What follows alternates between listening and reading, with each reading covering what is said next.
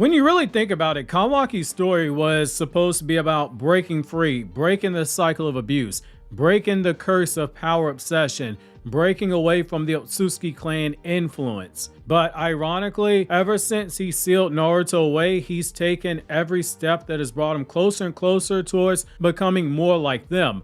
From the moment that he truly got Isshiki's karma, Kawaki became chained not just to power, but to the philosophy behind it.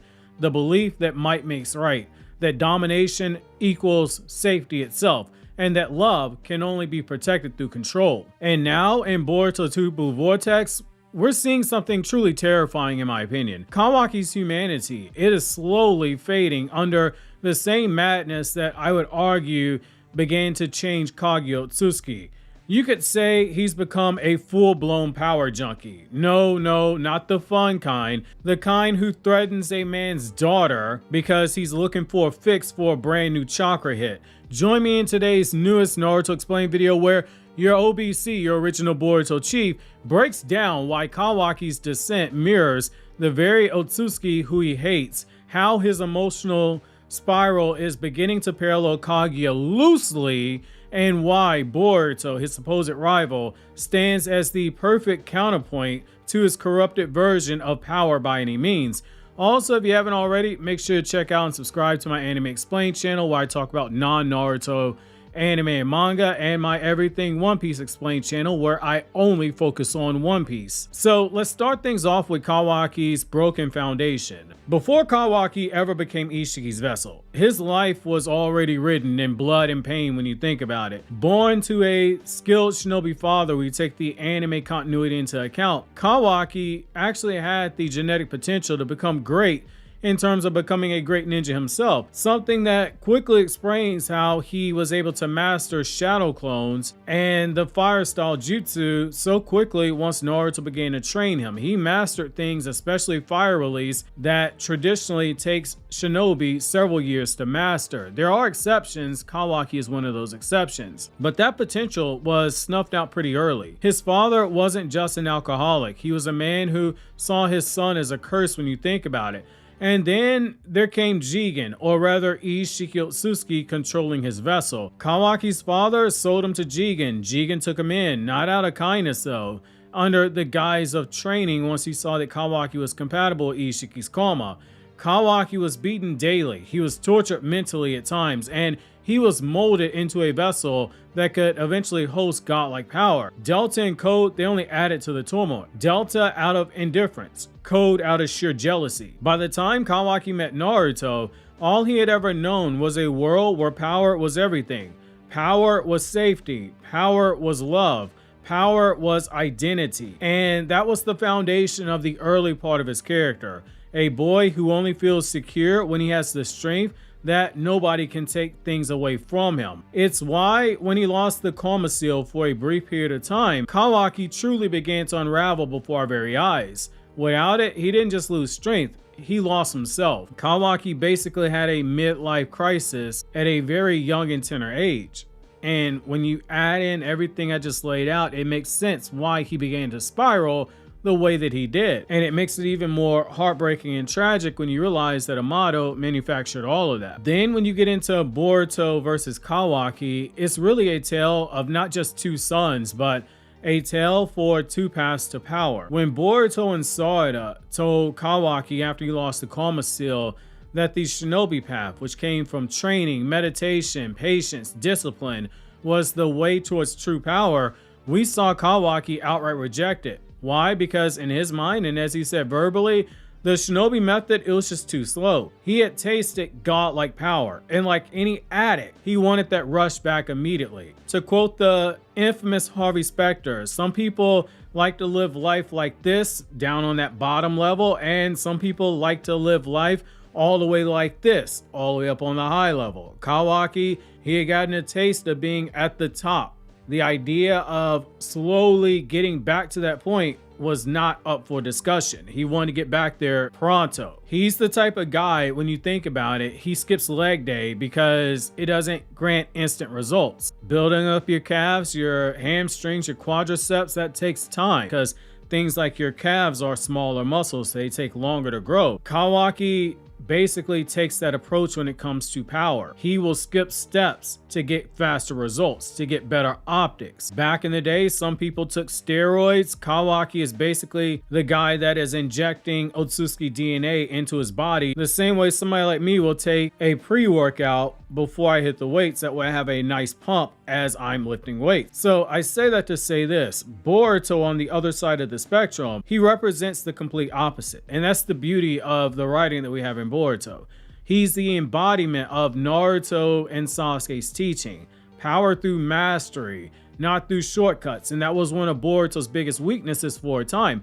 And even now, because of how quickly he grows, there are still some aspects where he has to constantly work on the basics for stuff because he just learns jutsu extremely quickly. But the fact of the matter is that Boruto trains, he suffers, he grows, he adjusts. And that payoff, it definitely shows. In the time skip from training under Sasuke, from training under Kashin Koji, Boruto has achieved an absurd growth in power to the point he's now bullying Code, a beyond Jigen level threat, like it's a light sparring session. He doesn't need to use Momoshiki's power at all. That's the difference. Boruto's mind, his body, his chakra, they are now perfectly aligned to handle divine energy. And this is all building on concepts that we had from Naruto's manga. That was the whole point of Iruka's message to Team 7 during the tuning exams. A strong mind and a strong body and a strong spirit are needed. Kawaki, on the other hand, he still believes that he can force power onto himself and others. Science, augmentation, karma, whatever it takes, potentially even Shibai cells if needed. He's like the mad scientist version of an Ōtsutsuki fanboy, ironically. And that's even more so the case now that Jura has appeared at the top of the food chain. Kawaki is quickly becoming Isshiki 2.0, demanding Amado give him more strength, even if it means crossing moral lines. He's threatening to manipulate Amado's love for his daughter, the same emotional pressure that Jigen, controlled by Isshiki, used on Amado in the past, all because Kawaki wants more power. At this point, Kawaki doesn't just mirror Isshiki. He's practically quoting him without realizing it. And that now brings me to the philosophy of power that Kawaki has. To truly understand why Kawaki's path feels like it's so inevitable, you have to look at what the Ōtsutsuki truly stand for. Their entire philosophy revolves around the concept of power as a divine order. To them, the weak exists simply to serve the strong, to be used as fodder for a chakra fruit. The strong exists in order to consume. It's a food chain. It's not a moral code. It's the exact opposite of what someone like Naruto believes. Naruto does not believe that as somebody who at one point was the strongest, that he should be above everybody. Instead, he believes that since he is the strongest, he should be the one that uplifts everybody. Naruto had the type of mentality that he didn't mind being someone's sword and shield as long as they were there to support his back. And with Kawaki, he's going the opposite direction. That's where his mind is headed. He believes that only he can protect Naruto. Low-key, very narcissist behavior. Only I can do what's necessary. That only he can decide who deserves to live safely. That is why he is willing to kill Boruto. He views Boruto as a threat. He believes that only his strength can truly keep the world in balance. That is a very classic Ōtsutsuki mindset. The I am the necessary God complex, if you will. Isshiki saw himself as this divine judge of life and death. He was not hesitating to try to harvest a chakra fruit. He did not hesitate to have dozens of children killed, also he could find an appropriate vessel. Kawaki is beginning to think the exact same way. Only his reasoning, it is warped in emotion and not necessarily logic. There is logic there, consequentialist logic, but it is guided very much so by emotion. The tragedy is that Kawaki's intentions, they come from a place of love. When you really get down into his character, what he's doing comes from love. He genuinely wants to protect Naruto, the only person who has shown him what it means to have a father's love. But that love is low-key twisted into obsession and possession. And that's part of the tragedy of Kawaki, and it kind of reminds me loosely of how Kaguya, with her love for her sons and at one point her love for humanity, twisted into paranoia and control. This now brings me to Kawaki and Kaguya and how both of their characters, and to varying degrees, represent love and the lengths we will go to in order to preserve it.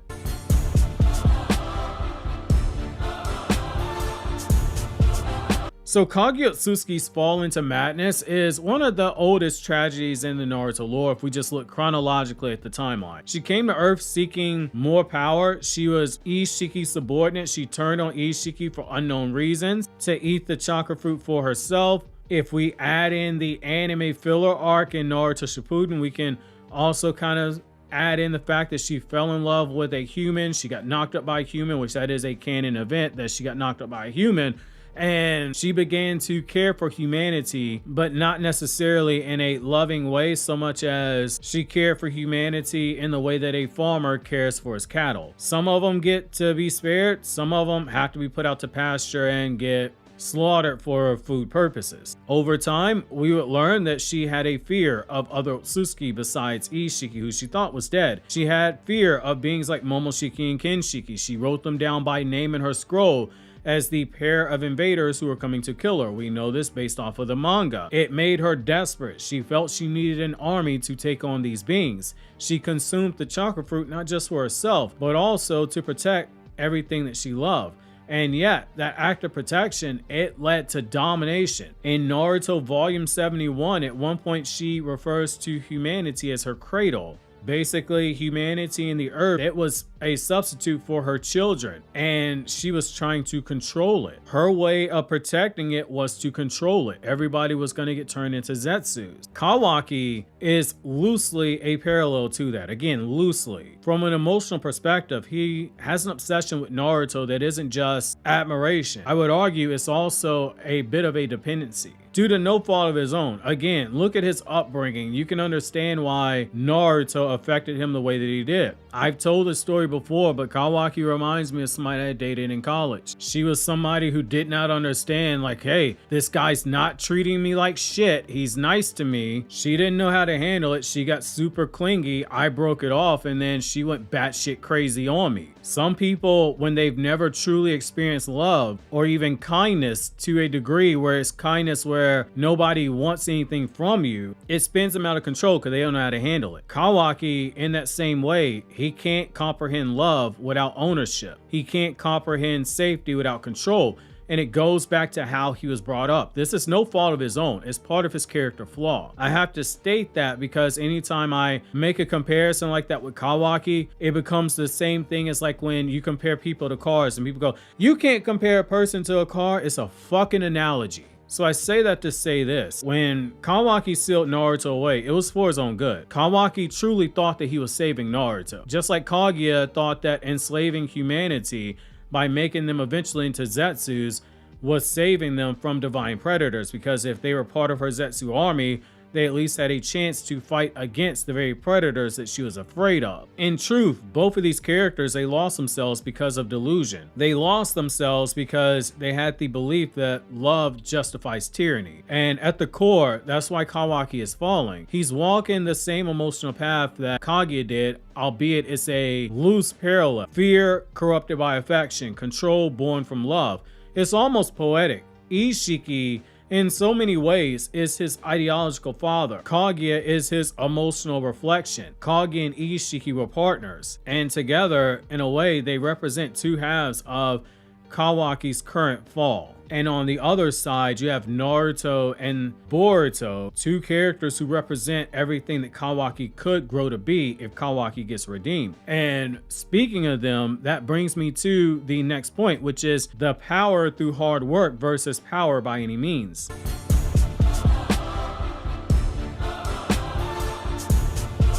So that contrast is very telling. The thing that makes this dynamic between Boruto and Kawaki so rich. Boruto represents the evolution of the shinobi way.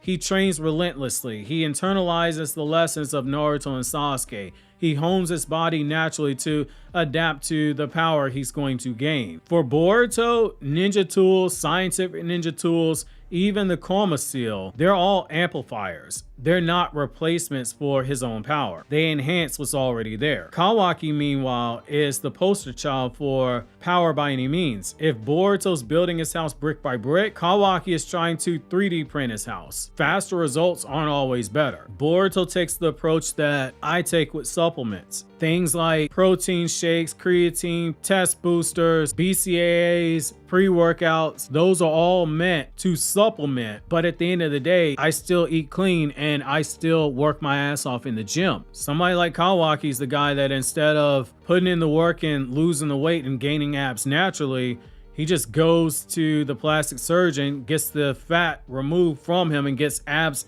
transplanted. Kawaki's ideology is very close to Ōtsutsuki ideology, evolution through consumption. He wants to force divinity instead of earning it. And that's why Boruto continues to surpass him. Even when Kawaki overtakes him, Boruto will eventually take over from wherever spot Kawaki's at. When Kawaki looks at Boruto now, he's not seeing a rival. He's seeing proof that his entire worldview is wrong. He just doesn't want to admit it, or rather he can't even see it. That's why he's so threatened. That's why he's so desperate. That's why he's threatening Amato. That's why he's acting like a junkie that needs his next karma seal fix, because there will always be another threat. It won't just be Jura. There's only so many times that you can cut to the front of the line before the door you try to walk through closes. And that also now brings me to the Ōtsutsuki reflection.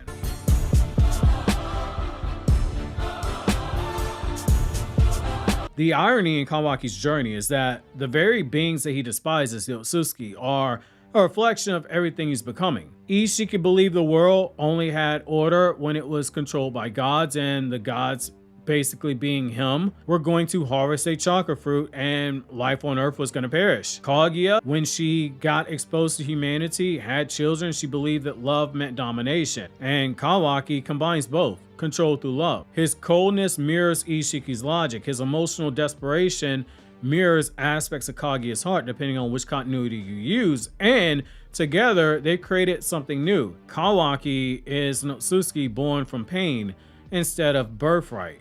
That's what makes Kawaki so fascinating. He isn't an alien pretending to be human. He's a human who forcibly got his DNA overridden with Ōtsutsuki DNA, and he's now becoming Ōtsutsuki in spirit.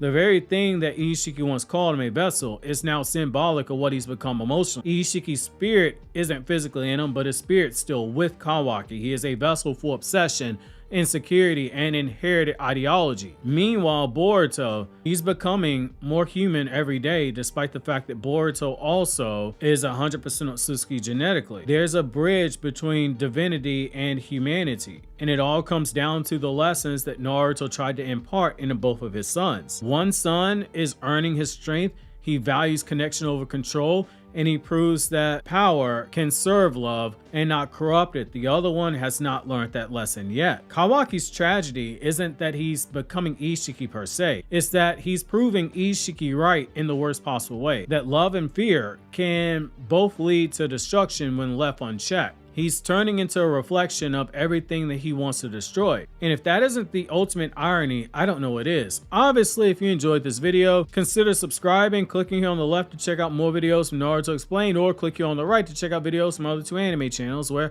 I talk about non-Naruto content.